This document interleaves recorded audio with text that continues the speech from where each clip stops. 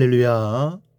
사랑하는 대강의 가족 여러분, 오늘 하루도 하나님의 말씀과 동행하는 삶이 되길 소망합니다. 오늘 함께 나눌 하나님의 말씀은 마가복음 7장 5절에서 8절 말씀입니다.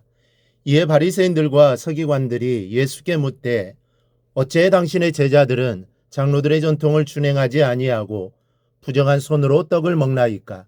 이르시되 이사야가 너희 예식하는 자에 대하여 잘 예언하였도다. 기록하였으되 이 백성이 입술로는 나를 공경하되 마음은 내게서 멀도다.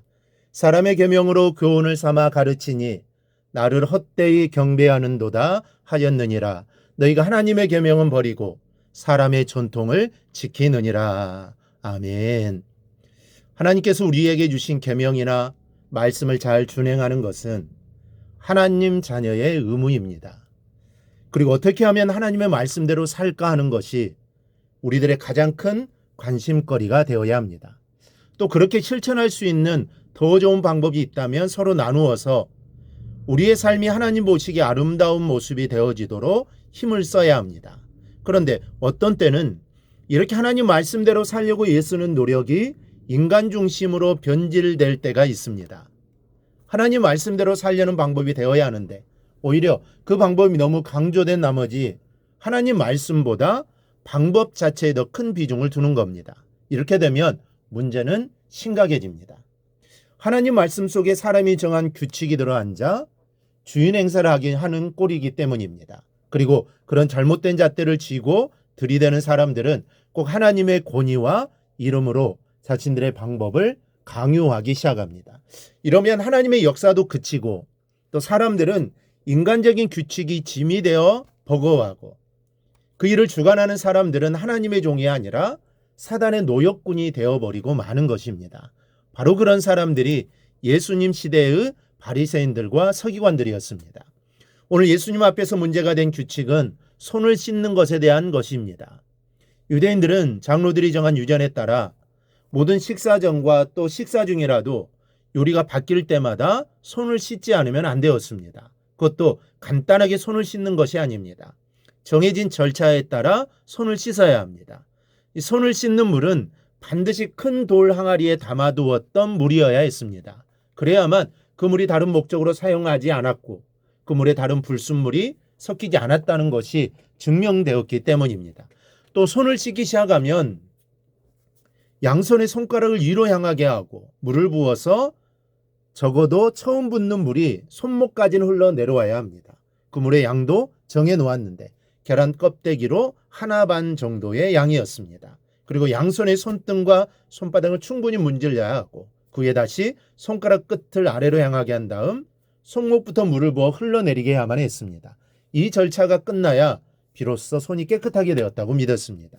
문제는 손을 씻는 이 규칙이 처음에는 위생을 목적으로 시작되었는데 예수님이 당시에 이르러서는 위생적인 정결의 차원이 아니라 의식적인 정결로 변질되어 손을 씻지 않으면 하나님께 죄를 얻는 것으로 생각되었다는 겁니다. 그래서 딱 한 번 손을 씻는 예식을 제대로 수행하지 않은 랍비가 제명처벌을 받기도 하고 또 어떤 랍비는 로마인에게 투옥되었는데 먹으라고 준 소량의 물을 먹지 않고 손을 씻는 데 사용하다가 목이 말라 죽기까지 했다는 겁니다. 그러니 이 얼마나 잘못된 일입니까? 이런 잘못된 규칙을 들이대면서 바리새인들과 서기관들이 제자들을 책하고 있는 것입니다. 이 말을 들은 예수님이 두 가지를 말씀하십니다. 먼저는 그들과 그들의 법이 위선되다 하셨습니다. 6절 상관절을 보면 이사야가 너희 외식하는 자에 대하여 잘 예언하였도다. 이들의 결례를 외식이라고 규정하신 겁니다. 여기서 외식이라는 말은 헬라어로 히포크리테스라고 말인데 이 말은 자신의 얼굴을 가면이로 가리고 무대에 서는 연극 배우라는 뜻입니다. 다시 말해 겉과 속이 다른 이중 인격자요 위선자라는 말입니다. 여러분 위선이냐 아니냐는 마음의 중심이 누구를 위하느냐로 알 수 있습니다.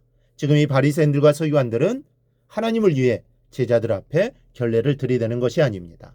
예수님 때문에 손상되고 있는 자신들의 이미지와 또 빼앗기고 있는 백성들의 신뢰를 되찾기 위한 수단으로 철저하게 자신들을 위해서 예수님의 결점을 찾고 있는 겁니다. 여러분, 마음의 시기와 질투 또 교만과 오만이 가득한 이 사람들이 진정 하나님을 사랑하는 사람들이겠습니까? 그래서 주님은 이들의 모습이 위선이요, 이들의 규칙이 외식이라고 말씀하시는 겁니다. 둘째로 하나님의 계명은 버리고 사람이 유전을 지킨다고 말씀하셨습니다. 하나님을 사랑한다는 그들의 고백이 가짜라는 것을 드러내는 말씀입니다. 너희가 하나님을 위해 율법을 철저히 지킨다고 하지만 실은 하나님의 계명은 교모하게 내버리고 너희가 주장하는 사람의 유전만 지키고 있다라는 지적입니다. 이것이 얼마나 큰 잘못입니까? 다시 말씀드리지만 하나님의 계명보다 지키는 방법에 대해 비중을 두면 안 됩니다. 하나님의 말씀보다 사람이 고안해낸 실천 방법이 우선이 되면 큰일 나는 겁니다. 소의 어깨에 무거운 짐을 얻는 꼴이 되고 말죠. 우리 가운데 이런 모습이 없는지 다시 살펴봐야 할 일입니다.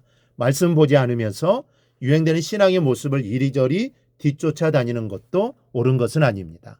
우리 교회는 말씀대로만 사는 교회가 되어야 합니다. 또한 우리 모두도 오직 말씀만 따르는 성도가 되어야 합니다. 예수님의 가르침대로만 따라가야 합니다.